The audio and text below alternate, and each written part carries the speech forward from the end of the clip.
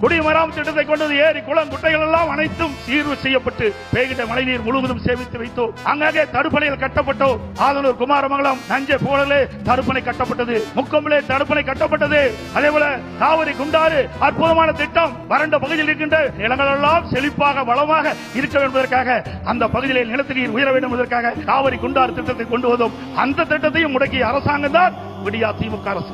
அதோடு பாரத பிரதமர் அவரிடத்திலே மரியாதைக்குரிய நரேந்திர மோடி அவரிடத்திலே நான் முதலமைச்சராக இருந்த பொழுது ஒரு திட்டத்தை நிறைவேற்ற வேண்டும் என்று அவரிடத்திலே கோரிக்கை வைத்து அவரும் ஏற்றுக்கொண்டார். அதற்கு நடந்தாய் வாழி காவிரி திட்டம் என்ற அற்புதமான திட்டம். மேட்டூர் அணையிலிருந்து வெளியேறுகின்ற நீர் கடலிலே கலக்கின்ற வரை அந்த நதியின் கரை ஓரமாக இருக்கின்ற கழிவு நீர் அந்த நதியிலே கலந்து மாசுபடுகின்றது. அந்த நீரை சுத்தமான நீராக மக்கள் பருக வேண்டும், விவசாயத்துக்கு சுத்தமான நீராக பாய்ச்ச வேண்டும் என்ற அடிப்படையிலே அவரிடத்திலே கோரிக்கை வைத்து அவரும் ஏற்றுக்கொண்டு அன்றைய தினம் 2 அவைகள் கூட்டுக்குழு கூட்டத்திலே மேதகு குடியரசுத் தலைவர் உரையிலே இடம்பெற செய்து 2024ஆம் ஆண்டு அதற்கு வடிவம் கொடுத்தார் பாரத பிரதமர் அவர்கள். அவருக்கு நன்றியை இந்த நேரத்தில் தெரிவித்துக் கொள்கிறேன்.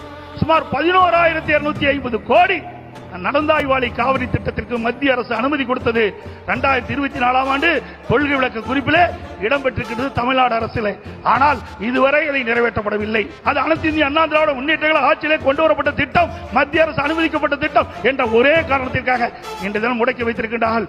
மீண்டும் உங்களுடைய பேர் ஆதரவால் நம்முடைய கூட்டணி அதிக இடங்களிலே வெற்றி பெற்று அண்ணா திராவிட ஆட்சி அமைக்கும். அப்பொழுது நடந்தாய் வாழி காவிரி திட்டம் நிறைவேற்றப்படும் என்று சொல்லி வாய்ப்புக்கு நன்றி கூறி, அதே நேரத்தில் நடைபெறுகின்ற சட்டமன்ற பொதுத் தேர்தலிலே தேசிய ஜனநாயக கூட்டணியின் சார்பாக போட்டியிடுகின்ற அத்தனை வேட்பாளருக்கும் பெருவாரியான வாக்குகளை அளித்து அவளை வெற்றி பெற செய்து மீண்டும் அதிமுக ஆட்சி அமைக்க நீங்கள் அத்தனை பேரும் துணை இருக்க வேண்டும் என்று கேட்டு விடைபெறுகின்றேன். நன்றி, வணக்கம்.